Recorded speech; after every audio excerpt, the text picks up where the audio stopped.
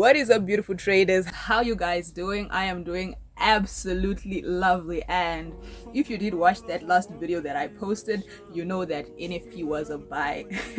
It eventually sold later. It eventually sold later, but then you know that it was a buy, and I'm going to keep saying it over and over again that you don't want to trade against the trend. This is the only trick there is. You don't want to trade against the trend. But if you're new, welcome to the channel. We trade Nasdaq over here. If you're returning, welcome back. Make sure to hit the like button, turn your post notifications, and subscribe to the channel. You feel me? It's about to be a lit week because last week was absolutely lovely. I did drop a lot of videos. I think no, not a lot. I mean, like, I did drop 2 videos explaining the trades that we took last week. I did drop an analysis of Nasdaq for last week, and it was absolutely a banger. So right now we're just going to get straight into the charts so that we can check out what Nasdaq has in store for us for this week. What I always want to do before I start a new week is I always want to go on my investing.com, like I told you guys, for NFP, and then I check out all the news events that we have for that week. So I already checked out, and I know that this week we have CPI. Let me just record that. As you can see over here, we do have CPI for this week, so it means on Tuesday at 3:30 I'm going to be out of the market, because according to my strategy, right, CPI does not play well with my strategy. That's just the only thing. So I've accepted that fact, and I can't keep forcing it to work with my strategy. I just stay out of the market on Tuesday because of that. And then Wednesday we have crude oil news. That is going to be lovely for Nasdaq. You know, it almost moves alike with gold and US 30. And then we also have PPI on Thursday. So nothing too crazy for this week. So that's just what you have to check out first. So sometimes you wonder what happened. How did the market just move against you? Like, what's up with this spike that just happened on the market? It's probably because you didn't check if there was news, and if there is news, normally you want to stay out of the market. And most of the people that are trading prop firms, and if you're trading a prop firm that does not allow you to trade news, you always want to be up to date with the news events, right? So let's just go on our trading view and get straight to our chart. Okay, I'm just super happy. You know why? Because Nasdaq has this thing. It always respects my setup.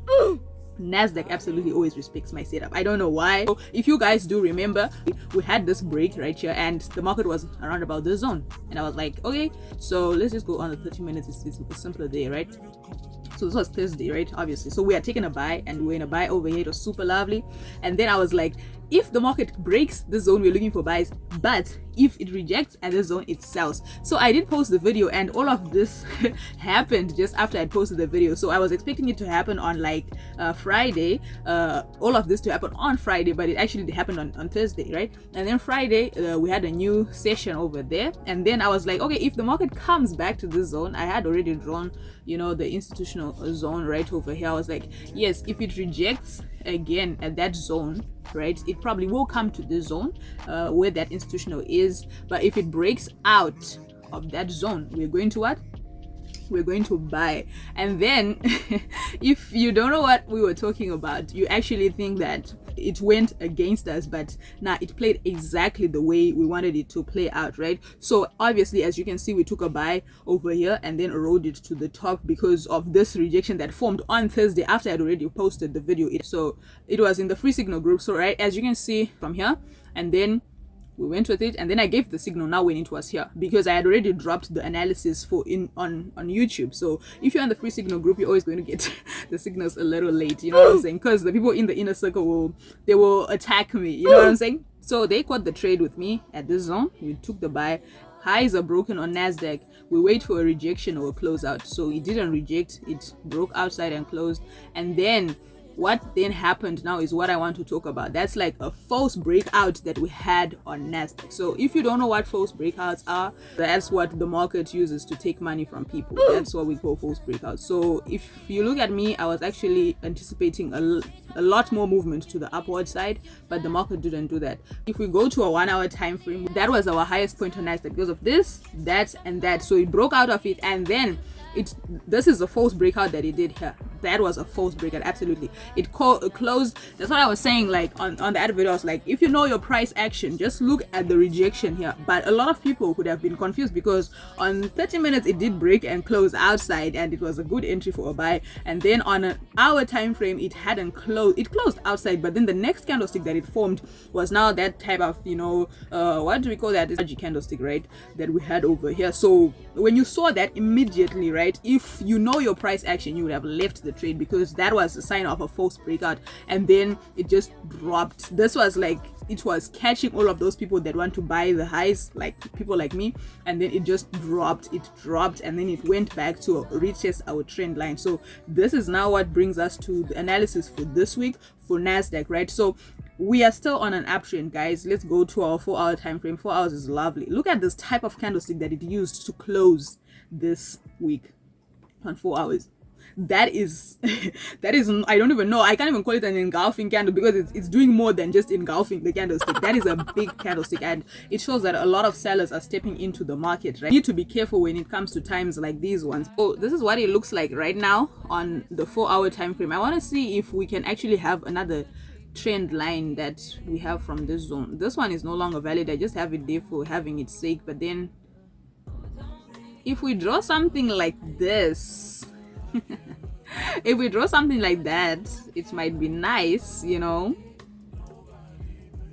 This might be really nice. Okay, so we have it. Let me just delete this one. So we are able to draw that trend line, right? So to just leave it like that, and then now you see how it looks. So we have broken trend line, it retested, it came back down, retested again. I actually thought that it did not retest the other time. If you remember from the previous video, I was saying that it failed to retest, but then this looks like it did retest, and then it's back down again. And right now what it seems to other people is like it's failing to give a higher high, and then if it breaks down from this zone where it is right now. So what I'm saying and what we can be looking at right now is the retest of this trend line, right?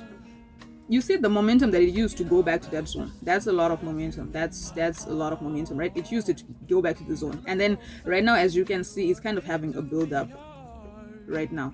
This is kind of like a build up, and whenever I'm at a resistance or at a support zone and then the market is giving me a build up like this, I really don't like that zone because it's either does not respect this trend line and go up, it breaks out of it. Because look at it, guys, if you notice, if it wants to just go to the top, it just came and then went to the top. Here it came and then went to the top. So why is it coming here to the zone and playing around? Why can't it just come and then go to the top again?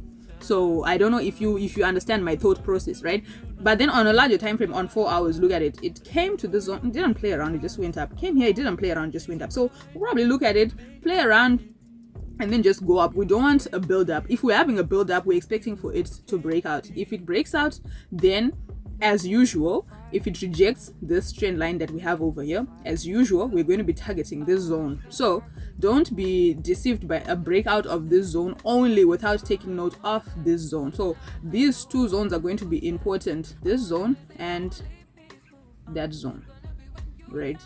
These zones are going to be important if the market breaks out. If it fails to reject at this zone here and go to the top, these zones are going to be absolutely important, because this might just be the market coming to take out buyers and then buy, and then it will also come to this zone, probably take out these buyers that were here that had their stop loss larger, and then come back to the zone and take out the people again. So don't be quick for this week to see a break of this trend line and then just go in for sells, because you have to take into considerations these two zones that I just told you guys. But if it breaks out of this zone and then breaks out of these zones again, that's when you now want to start looking for sells. But then in the meantime, we're going to be looking for the buying positions, we're looking for the rejections, we're looking for all of this good stuff to make sure that we are not left in the market. So I think that's about it. Also, this might be acting as, okay, so if the market now comes and then breaks out of this zone and disrespects all of those zones that I talked about, right?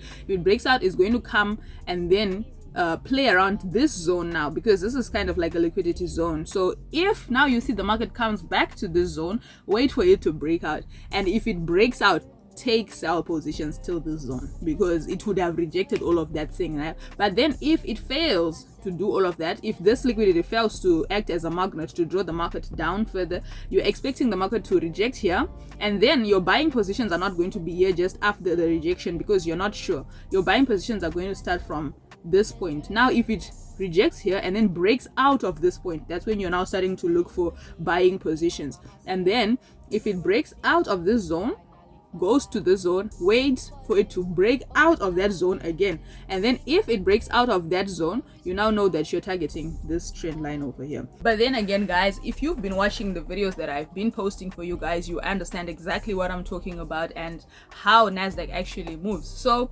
there's nothing too crazy, nothing to overthink in the market. Just make sure to use proper risk management when you're trading, and this has been just a simple analysis for it. But if you enjoyed the video, you already know what to do. Smash the like button, turn your post notifications, and subscribe to the channel. You feel me? With that, it's been Tino, and I'm out. Peace.